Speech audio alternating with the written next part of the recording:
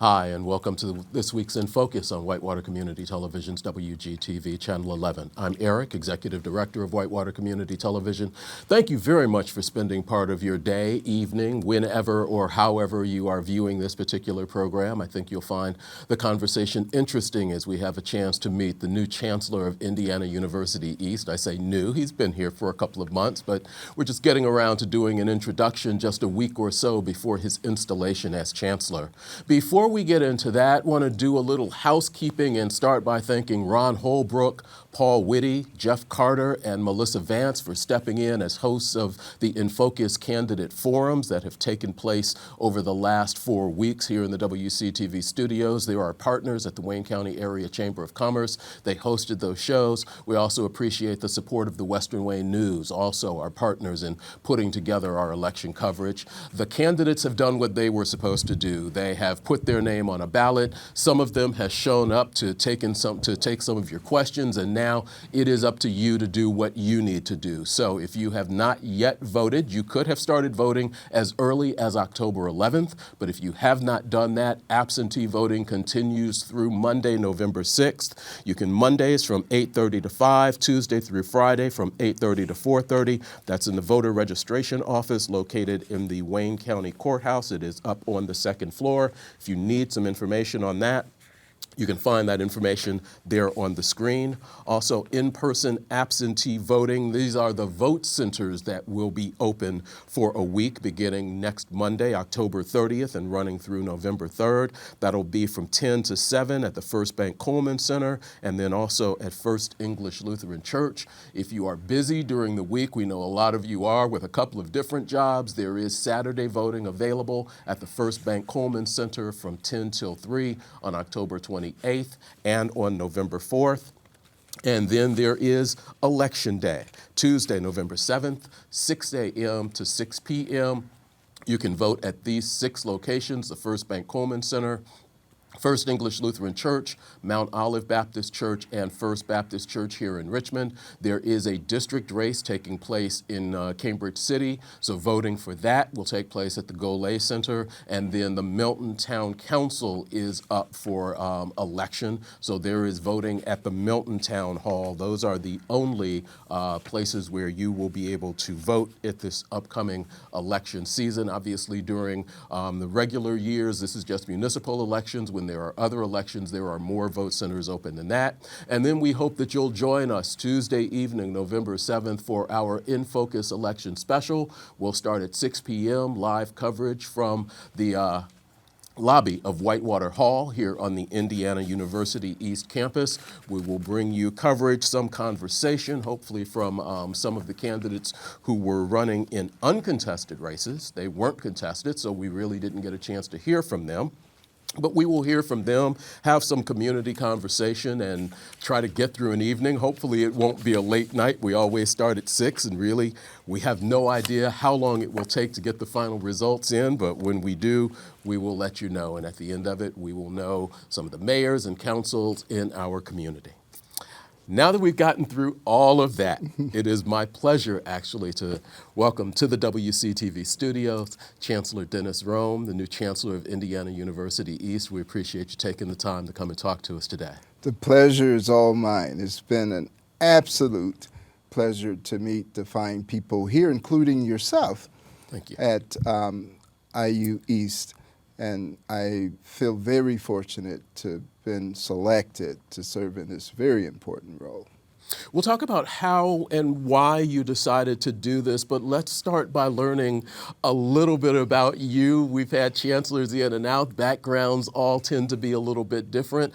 I know that we have a little bit of Chicago in our backgrounds together. Yes. That's not bad.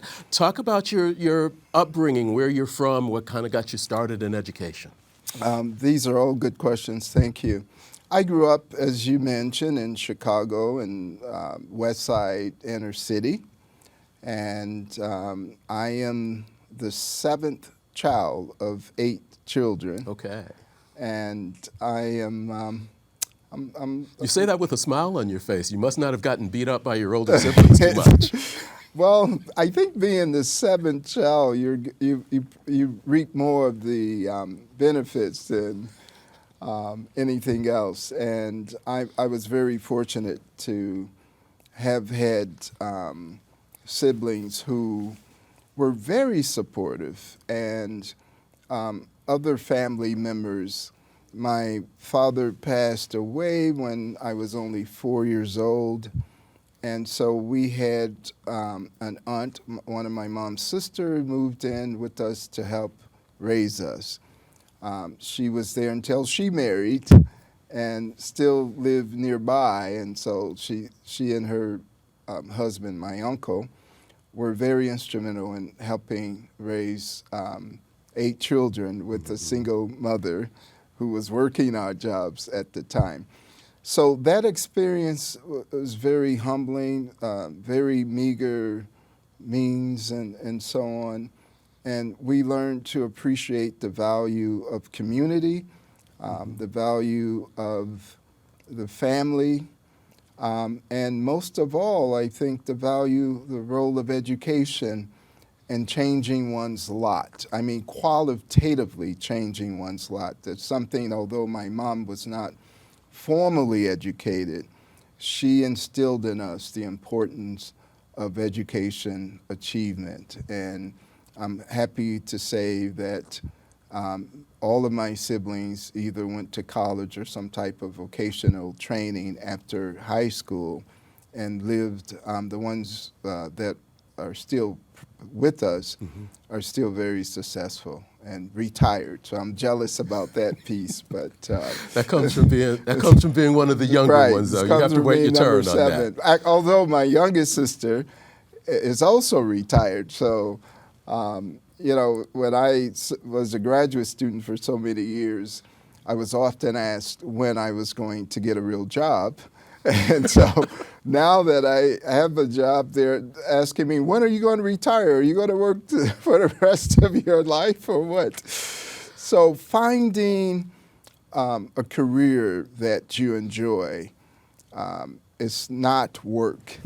And I'm motivated every morning. I cannot wait to arrive to campus and to greet our students and faculty and staff. And so I'm very excited to be here. You've talked about the importance of education, how it was stressed to you. Talk about your interactions with some of your teachers and when you decided you might follow in that path and become a teacher. Growing up I grew up, I'm a child of the, I guess you would say the 70s, really. I was born in the 60s. And during that time, teachers were reverent. They were highly respected and served as excellent role models. And I emulated several of the teachers I had. I'm very proud that I can name all of my teachers from kindergarten all the way to the 8th grade.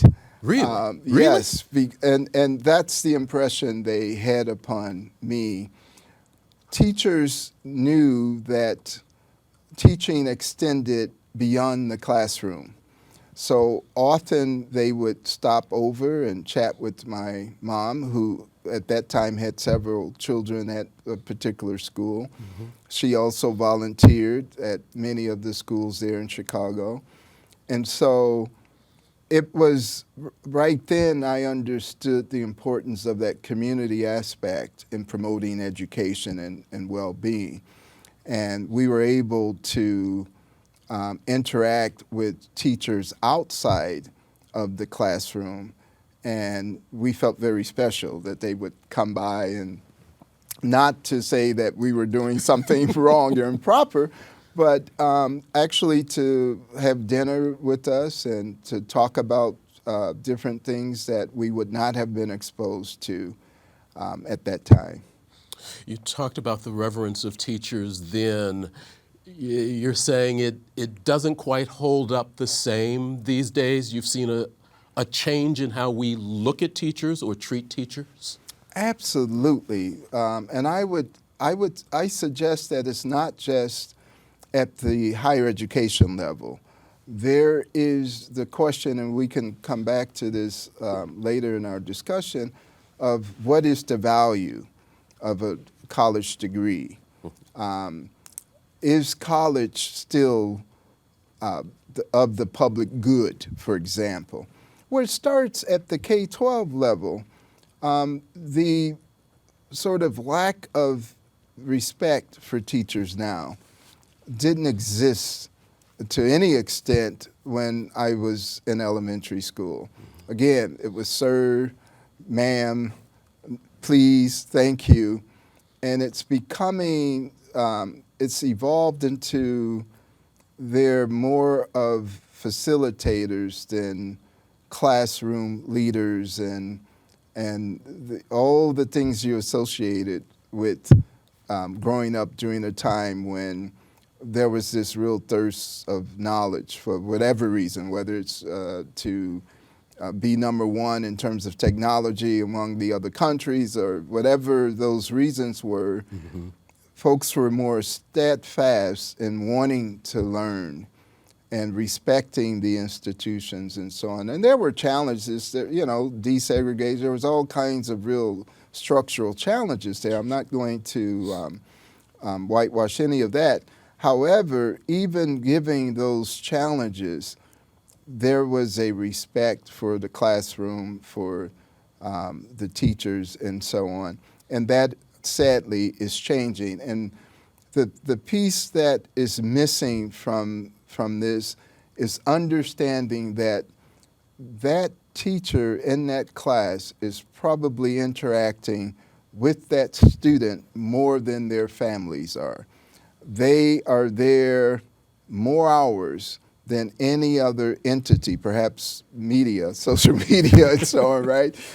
But the point is, if you step back and look at the role, you might want to change your perspective about the importance of this position that is of a classroom teacher.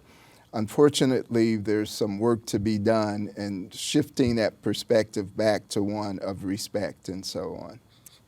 As you went through school, talk about some of the things that really caught your interest. Were you involved in sports? Were you involved in the arts? And what kept you motivated to continue learning? Because there are so many who find themselves bored early with education. I was fortunate to have teachers who were cutting edge in terms of teaching at the elementary level. And one is still with us, one of my grammar school teachers, Mrs. Gunn. She was Miss MISS Stevens when I first had her in elementary school, and she's since married and remained in education for a number of years, even post-retirement. What she brought to the classroom was to foster that curiosity in us. She used Chicago as a laboratory. So we did field trips. She took us places where other schools who were more privileged would go. But this is an inner city school. We started out when I was in the kindergarten, first, second, third grade, we had these mobiles, they called them. Like these RV homes, yes. And we would have classrooms in these mobiles, and often they were too warm or too cold. And she knew that she wanted to instill in us that we were just as valuable as the students in the middle class and upper middle class neighborhoods. So she tried to expose us to culture in a way that you wouldn't ordinarily receive in growing up where I did and so on. And she is responsible for many of us having this level of self-awareness and consciousness at that early age. Now, of course, at that time, we didn't know what was happening. We were on a field trip. But, for example, she took us to certain restaurants and taught us about, the settings, and you use this for that, and why is this important? Well, it's an entree into opening doors, to understanding that culture, using the proper utensils for what. Now, it sounds very fundamental, but for an inner city kid who has not been exposed to that sort of thing, it was remarkable, and it kept us interested. So she was instrumental. And she had a cadre of teachers that behaved similarly, and we would take those classes from that group of teachers and so on. So that was the beginning of my educational journey, was having good teachers like Mrs. Gunn. Miss Thomas was another one. She's no longer with us. That was part of that group that really cared about us. They often came to school with materials and things they knew we did not have at home. And they would pay for these things out of their own pockets with their very minimum salary that they were receiving as teachers at the time. So, and then I was fortunate enough to have siblings who also were involved in education. Specifically, one of my older sisters taught in CPS for over 30 years. Okay. And I would see her do similar things. She unfortunately since passed on, and at one of the memorial services, to hear the testimonies of the families that she touched, the students from all different walks of life.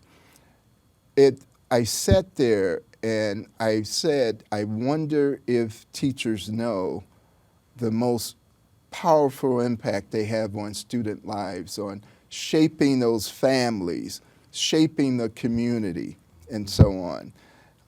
And so when people hear this, I wish that everyone could have a copy of that memorial service, the role of a teacher in really promoting success among students and giving them the hope to know, regardless what their background is, they too can achieve and contribute to this society. I've heard you, I haven't gotten to spend a great deal of time with you, but a couple of times when I have, I've heard you say the same thing. Everyone can learn. Yes. What do you attribute that to, and why do you push that as heavily as you do? Like I say, I haven't spent a lot of time with you, but I've heard you say that a couple of times already. Well, I think it's very simple. When you are denied opportunities because of your ethnic background or because of your socioeconomic status and so on, you develop a perspective that I'm not entitled, this isn't for me. What Mrs. Gunn and other teachers and my siblings were able to do, my aunt would dress us up to go downtown in Chicago, you belong there too. And it's that type of socialization that can get people out of the mindset, regardless of the physical challenges and so on, institutional challenges. You have to have that belief that you too are a part. Now, it helps to have it come from a teacher or a mentor, especially when the messages are contradicting, your opportunities or your abilities, or they may have you question your abilities, and so on. So I think it's important that, given the appropriate opportunities, everyone can achieve if they're willing to. My first job at the university level was at Wright State University in Dayton, Ohio. Okay. At that time, they had open admissions. And I remember when I told folks that I had accepted a position there, assistant professor, they said, open admissions? Oh, my goodness. That's going to be difficult, and you're going to have students that aren't interested. It was just the opposite. We provided the best student support that could possibly exist at that time. I would take any of those graduates out of Wright State during that time and put them against any other student in the country, and I would wager on the Wright State graduate. That student was presented with a well-round education, just like anywhere else, and given the support services they need from the skills and things they didn't glean from the 8th grade, high school, and so on. So yes, every student can learn and be successful, provided with the opportunities and that they take advantage of those opportunities. You're watching In Focus on Whitewater Community Television's WGTV Channel 11. We're having a chance to spend some time with Dennis Rome, Chancellor of Indiana University East. His installation is coming up on November 3rd in Vivian Auditorium. I want to get to something you talked about, but I'm going to ask you a couple of questions about how you have found your time here in Richmond. You've only been here since July, but you're no stranger to Indiana. You spent time in Bloomington working for Indiana University. So after 4 years at Wright State, there was an opportunity at Indiana University Bloomington. I was fortunate enough to be hired there, and I fell in love with Bloomington. It's the quintessential college town. Yes. There were lots of people from all over the world. I had some of the best mentors and colleagues and friends. I think looking back over all of my years, a lot of my development in terms of being the person I am today started there. So this is a homecoming. I was on the Bloomington campus for 12 years and tenured there, and had one of the best experiences in my life. So I see my return to the state of Indiana a way of giving back for all the things that were given to me during the time that I was in Bloomington. What are some of the things that you think might take up your time here in Richmond? What do you enjoy doing? Are you a sports fan? Are you an arts person? Are you a walking trail person? What do you do when and if you have free time? Well, I've had very little free time. I've had very little free time. In fact, I try to attend as many of our events as I possibly can, especially if it's an event that is sponsored by students or, that's put on by our students. I really want to come out and show support. I've had great pleasure in just meeting members of the community throughout Richmond. And one of the things I understand about regional campuses is the role that the community plays. For example, IU East would not exist had it not been from community members who purchased the land, approached Bloomington and said, we want a campus here in Richmond. That didn't happen by faculty, staff, that happened by concerned community members who wanted to enhance the living experience in Richmond. So knowing that, as a new chancellor, what do? I go back to the source. I want to strengthen the good partnerships we have throughout the community. Working with Reed Hospital, which is we're on the same campus. Right. Ivy Tech, we're on the same campus.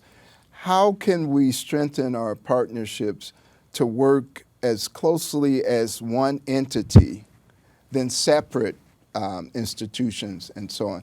Reed's success is intertwined with IUE's success, is intertwined with Ivy Tech's success, and Bethany's and Earlham. We're all in this together. What benefits one institution benefits us all. So having that history of how this institution was founded and created takes me back there to say, how do we strengthen these partnerships and relationships? Let's go someplace that you've already traveled just a little bit then. Before we get into what you think you want to do and your priorities here at Indiana University East, I want to go back to something that you posed.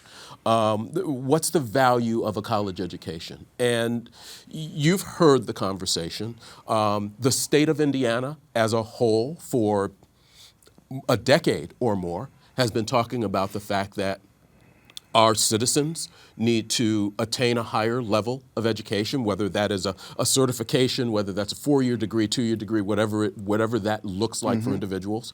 But by the same token, there are a number of people, and you know it, you've heard it, who believe that education is, for lack of a better term, kind of a boondoggle. That there are a number of students who run up thousands of dollars, hundreds of thousands of dollars in loans, and are never able to get jobs that will allow them to pay that back. So there is this war, to a certain extent, going on between, do we just need to have more tradespeople? Why do we need to have people that have 4-year degrees? There's that back and forth. And you talked about the value of a college education. I'd like you to speak to that a little bit. So thank you. So it's not either or, I think it's both. I mentioned that, you know, I grew up with 7 siblings and many of us went on to college, but some of us went on to trade.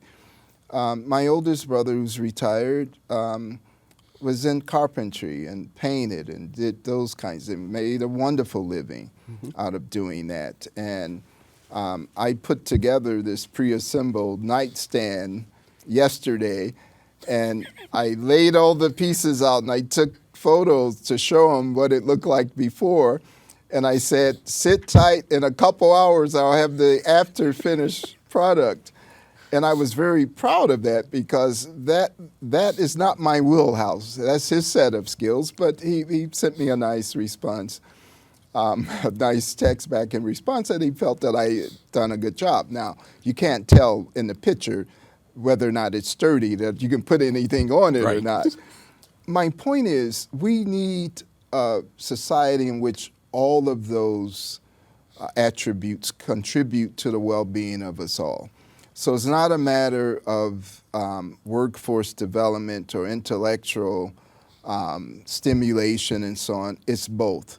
The 4-year degree goes beyond the career workforce piece and exposing students to ideas, various belief systems and cultures that they wouldn't ordinarily be exposed to. Now, some of the workforce development pieces does that too, but I don't see it as a dichotomy. I see it as there's sort of this relationship where they work off of each other. We need, you know, when something goes wrong with your plumbing, you don't want to call the professor of philosophy or of mathematics. You want someone who knows what they're doing. So I think sometimes the questions aren't the proper questions. Okay. And the question should be, if there's a problem with costs, what are we doing to make our institutions more affordable? Well, the IU regional campuses have very low faculty-student ratios that are more akin to a private institution. For example, it ranges from 1 to 14 on the high end to 1 to 11 on the low end.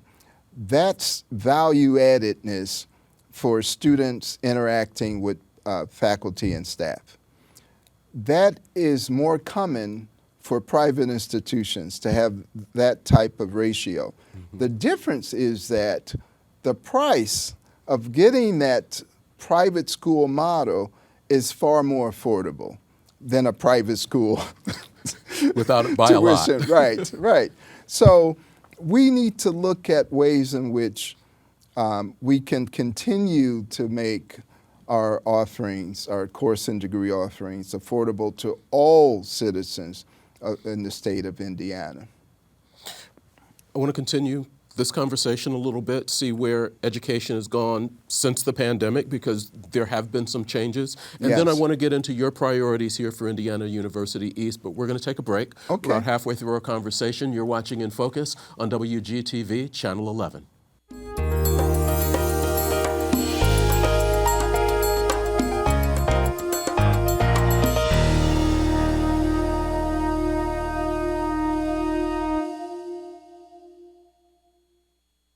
At Help the Animals Inc. in Richmond, we strive to find our cats and dogs forever homes. Adoption is as easy as filling out our online application. Every pet that leaves our shelter is spayed, neutered, and up to date on vaccinations. Volunteering at the shelter can be a rewarding experience. Come to our orientation on the second Saturday of every month. Want to learn more? Visit our website at helptheanimalsinc.com. Like us on Facebook or call 765-962-6811. Help the Animals Inc. Finding your next best friend.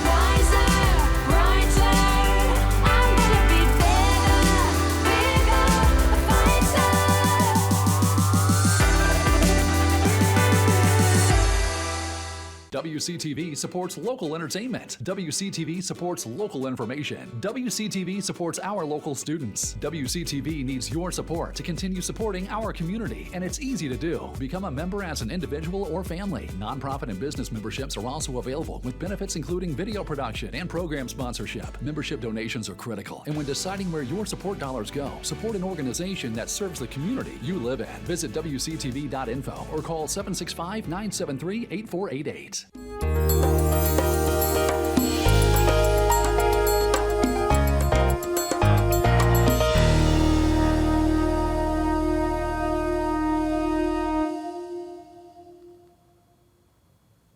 Welcome back to In Focus on WGTV Channel 11. Whether you are watching one of our mini replays through the weekend, whether you're watching this on our Facebook page, on our YouTube channel, maybe it's a Sunday morning and you're listening to the audio on G1013 or their sister station 1490 or 100.9 FM WKBV. We appreciate you spending some time with us on In Focus. Our guest is Chancellor Dennis Rome, the new Chancellor of Indiana University East. Appreciate the time today. Thank you. Before we stepped into the break, I mentioned we hear a lot about pre and post-pandemic for a number of different things. We know that it has affected student learning, education in general. Can you talk about what you have been able to see as some of those differences pre and post? And is it possible, in your mind, for us to get back to pre-pandemic levels in terms of student success, where they were, where they are? We hear that they lost some time, lost some socialization, including that. And should we be shooting for that pre-pandemic model? Are there things that maybe we just need to go ahead and change about education? I think it's more of the latter. I think, if anything, the pandemic has taught us that as a viable major institution in this society, we must be more flexible and more nimble with how we deliver our course offerings and how we teach our students. So no one expected the duration of the pandemic. I remember on the campus I was on at the time, well, maybe a couple weeks. You know, first we said a week, and then we said, oh, maybe 2 weeks. And then it was obvious to us that we needed to begin to pivot because, as you mentioned, not every student conditioned to perform their best in online teaching and learning.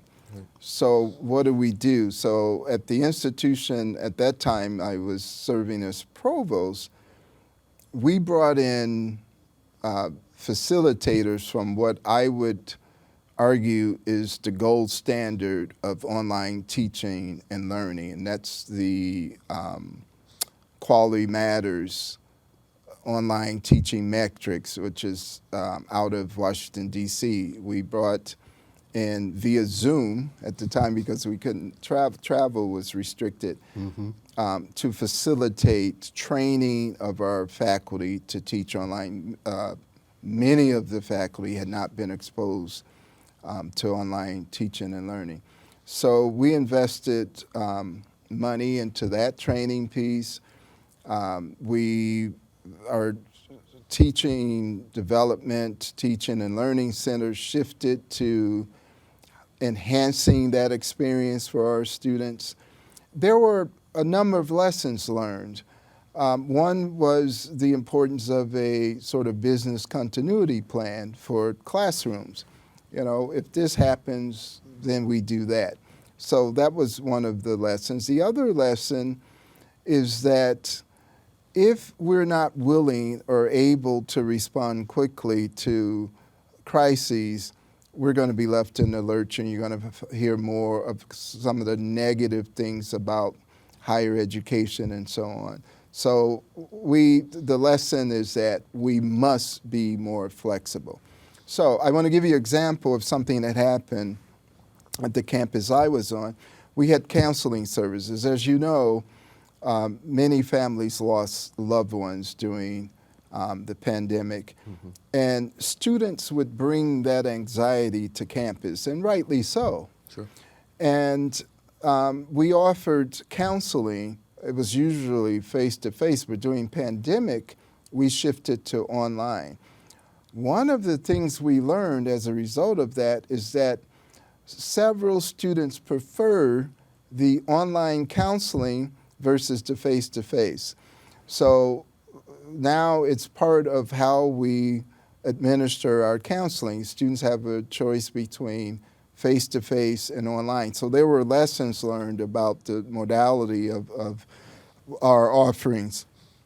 I think the other takeaway is that if you're not planning, proper strategic planning, whether it's for course development, curriculum, being current with regional needs and demands, as well as being fiscally responsible, if those aren't part of a well thought out strategic plan, you're going to be lost when these things happen and so on.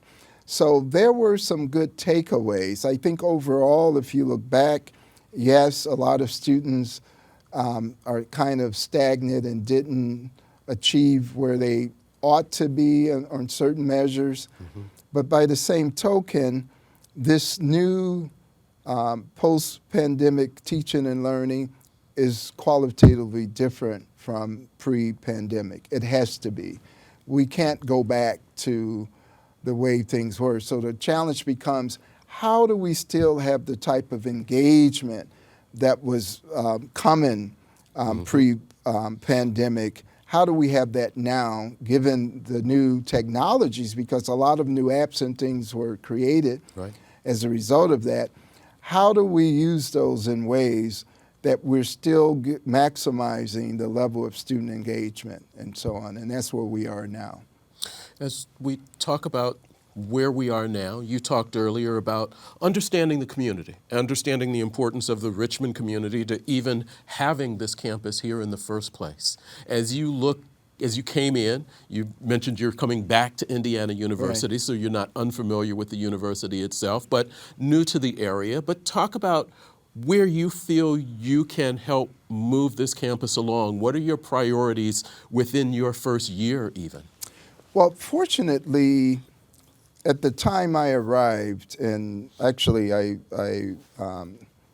moved to Richmond in mid-June, and at that time, the campus had not only created a strategic plan based on Central, Bloomington's strategic plan, which is known as the 2030 plan.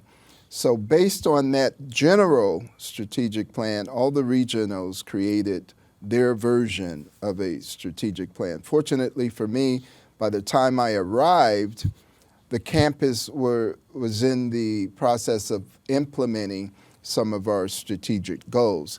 So I looked at those and I added what I would, to use the old cliche, low-hanging fruit, hiring more student workers on campus, for example. That is germane, especially for commuter campuses where students have to go back and forth to work. If they can find work on campus, they're able to save money with the timepiece and commuting. Okay. As they're also able to, during downtimes in whatever office they're working in, is to work on why they're here, their work, right? Whether it's homework or readings or whatever. If you have them here on campus, they're more likely to find their way to the library. Right. It's a win-win for our students. So I added some of those things. I think one of our major goals is to create a one-stop shop for students. Students often find themselves going from office to office to get a signature for this or signature for that, to add a course, to remove a course, for counseling, for advising, and it becomes a hush-hush. So by having all of those offices centralized in one area, students are able to better use their time rather than going across campus, running to this, that, and the other. So we're looking at what that should look like for 2023 for this new landscape of higher education. What does it look like for the number of students we have that are online students? We still have a large number of students at IU East that are fully online. What does a one-stop shop look like for those students? So that's part of that, that challenge. Also, we don't have a formal community engagement area on campus. And one of the things that I would like to do, you asked about, major initiatives, is to empower the students to take on leadership roles, not just on campus, but in the community. So my first meeting with the Student Government Association, they described how they were doing some of their surveys about conditions on campus and so on. And it turns out that the way they were sampling, there was a problem there because they were just they were setting up tables in front of two major lecture halls. And I said, well, what about the online students? And what about the students who aren't on campus that day? They're not being included in this survey. So I meet regularly with this group, and they now have surveyed students in a more representative way, where every student has a chance of being chosen to participate in that survey, which means that the information they gather is much more accurate than the former way in which they were doing it. They're also meeting with our marketing people. How can they better communicate among themselves so they get information out when we get important speakers to town, important events? How do you know that folks are reading the information or getting the information in ways that is more palatable to them? We were back there in the day of BitNet and all. And so now with social media, that's a whole nother way of communication. So are we taking advantage of that? But my goal as Chancellor at IU East is in line with our strategic plan to engage students to a level where they have a sense of empowerment and they become better citizens in our community and so on. To promote research and creative activity among our faculty and staff, and to increase the partnerships, to increase the level of partnerships we have in the community. If we can do that, or at least start beginning to work on those three areas, I think you're going to see success not just at IU East, but at Reed, Ivy Tech, the other colleges and organizations and so on. I mentioned I haven't had a chance to spend a lot of time with you, but when I have, you've talked a lot about the student and engaging the student and making them feel comfortable, asking who they are, asking Yes. their name, asking a little bit about them. What drives that for you? We often forget why we are here. We're not Google, we're not Microsoft, we're not making widgets, so to say. We have been entrusted in shaping minds, lives of students. That's a privilege, it's an honor, and it shouldn't be taken lightly. We can't dictate what students should think, but we can certainly teach them how to think. If we teach them how to think, there's a sense of empowerment that comes with that. Those are the leaders that will make the changes that are necessary to alleviate the level of human suffering that still exists after all these years. We've been doing social experiments, and we still have degrees of human suffering on this planet. Why is that?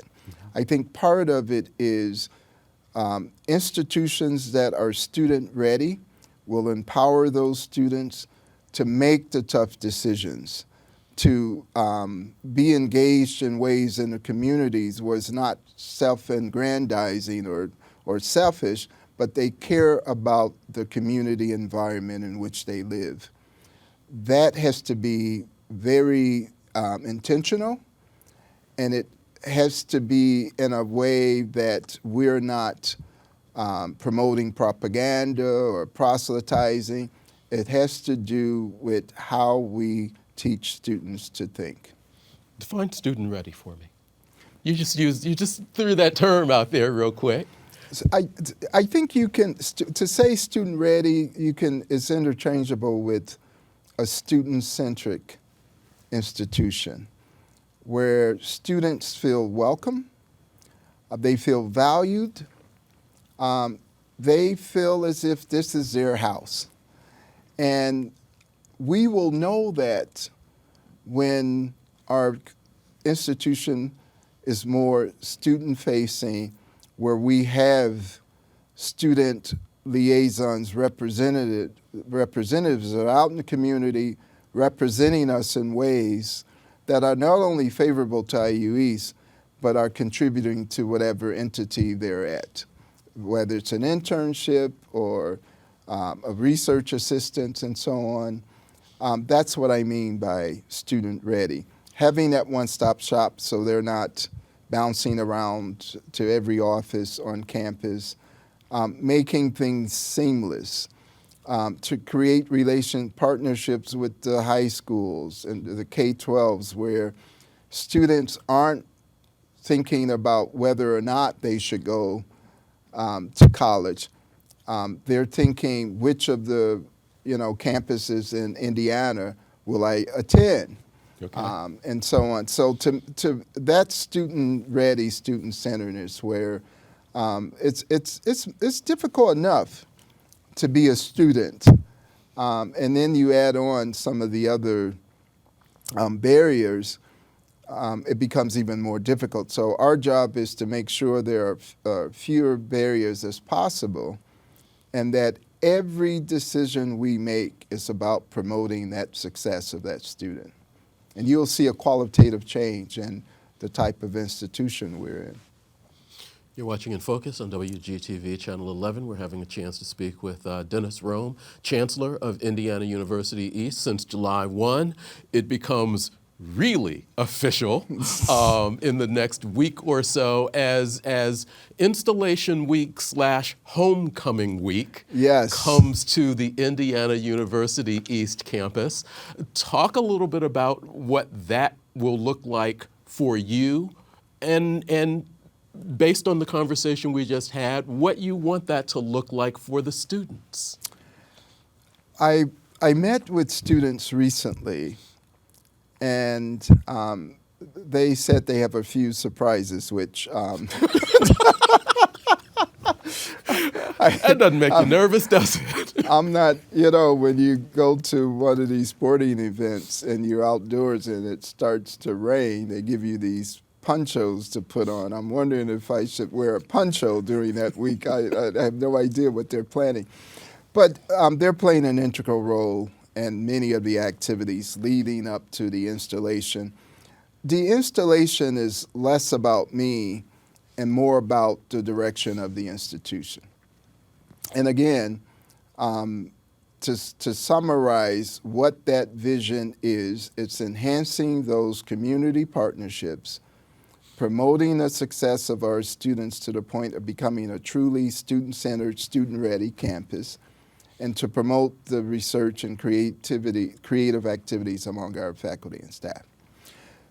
You will see events during the week leading up to the installation that are giving you kind of samplings of what that looked like. So, of course, we'll have celebrations like homecoming and sporting events.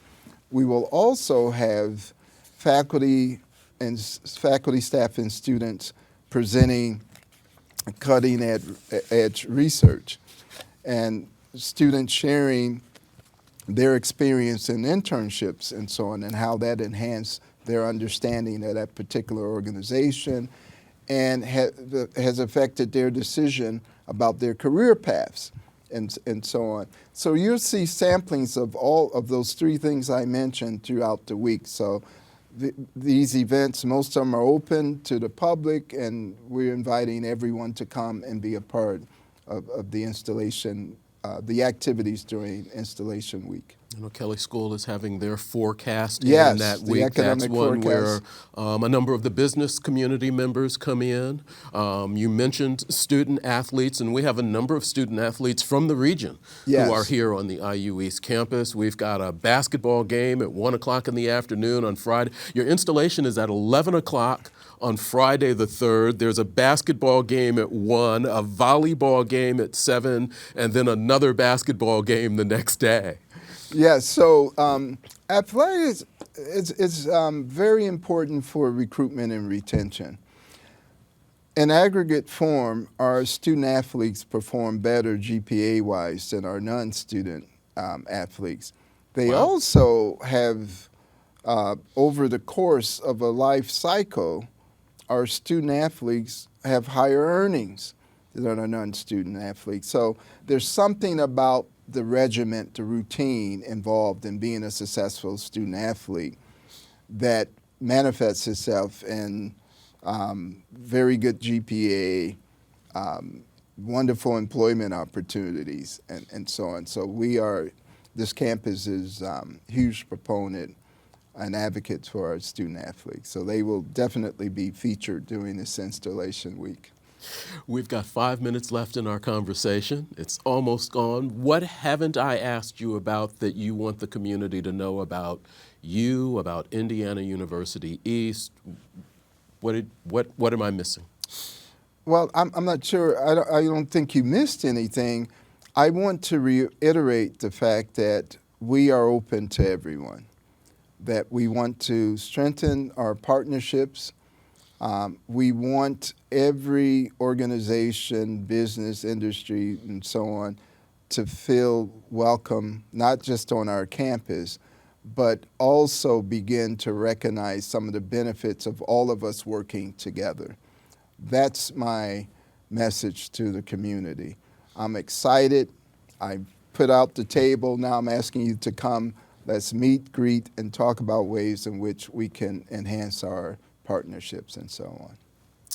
Chancellor Rome's installation is going to be in Vivian Auditorium, which is about a 350 or so seat venue. So can't get the entire community there, but you will be able to see that streamed on WETV, channel 20 for us, if you have a chance to be able to view that day again. That's an 11 o'clock Friday, November 3rd ceremony. Thank you very much, Chancellor, for spending time with us. We appreciate it greatly. Thank you very much for having me. We'll have you back again. I look forward to it. Thank you so much. You're welcome. Want to remind you that it's time for you to get out and do your civic duty. You can vote in person through November 6th. Tuesday through Friday, 8:30 to 4:30 at the voter registration office in the courthouse located on the second floor. That's 301 East Main Street. In-person absentee voting at the Vote Center actually kicks off on Monday, October 30th and runs through November 3rd. That'll be 10 to 7 at the First Bank Coleman Center and First English Lutheran Church. Saturday, voting available at First Bank Coleman Center, 10 a.m. to 3 p.m. That is 2 Saturdays, this coming Saturday, October 28th, and then again on November 4th. On Election Day, we want you to know that voting will be available beginning at 6 a.m. That is 6 a.m. to 6 p.m. Golay Center in Cambridge City, at the Milton Town Hall, and 4 locations in Richmond: the First Bank Coleman Center, First English Lutheran Church, Mount Olive Baptist Church, and First Baptist Church. If you need information, check out the Wayne County Voter Registration Office, co.wayne.in.us/clerk, or you can call 973-9266. And then join us on election night for our election night special beginning at 6 p.m. in the lobby of Whitewater Hall here on the Indiana University East Campus. That will also be streamed live on our Facebook page. You'll also be able to see it on the local BTV app, channel 74.3, as well as on WGTV online. So you will easily be able to find our election night coverage being made possible with our partners, the Wayne County Area Chamber of Commerce and the Western Wayne News. Some other community events you might want to be able to take care of, something that I personally think is going to be a lot of fun, I'm geeking out about it, is the silent film that's taking place at the Reed Center, 1004 North A Street this Saturday night at 7:30. It's being accompanied by Jonathan Hampton on the pipe organ, so if you can imagine Lon Chaney's Phantom of the Opera with a live organ playing on that silent movie, that will be a lot of fun. If you're looking for trick-or-treat times, you can find those on the screen. A number of those days are happening, obviously, on Halloween Day, but also some happening this weekend. Fountain City, Saturday the 28th. Greens Fork, Saturday the 28th. Milton and Richmond, Saturday the 28th. There are some other trick-or-treat events taking place at the park on the 28th from 5 till 7. That's geared toward children 12 and under. There's a trunk or treat being put on by Townsend Community Center on the 31st from 5 to 7. And the Depot District and Main Street are teaming up for Trick or Treat on Tuesday, October 31st from 5 to 7. You'll be able to find all of those trick-or-treat chimes and all of that information appearing on Whitewater Community Television social media sites as well as online over the next couple of days. Thank you very much for spending part of your time with us here on In Focus. Next week, we'll be back with another show, and we appreciate you watching this week's In Focus on WGTV Channel 11. Look for replays all throughout the weekend. As always, I wish you well.